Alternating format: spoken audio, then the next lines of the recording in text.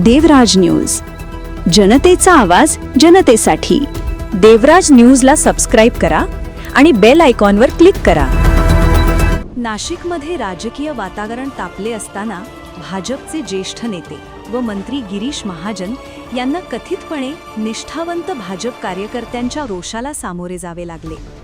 अचानक झालेल्या घेरावामुळे काही काळ तणाव निर्माण झाला असून मारहाणीची शक्यता निर्माण झाली होती, अशी चर्चा राजकीय वर्तुळात आहे। घटनास्थळी परिस्थिती चिघळत असतानाच वेळीच हस्तक्षेप करणाऱ्या संकट मोचकांमुळे मोठा अनर्थ टळला। उपस्थित सुरक्षा कर्मचारी, स्थानिक पदाधिकारी व समजूतदार कार्यकर्त्यांनी प्रसंगावधान राखत महाजन यांना सुरक्षित स्थळी नेले, त्यामुळे थोडक्यात मोठा प्रसंग टळला, अशी माहिती मिळते।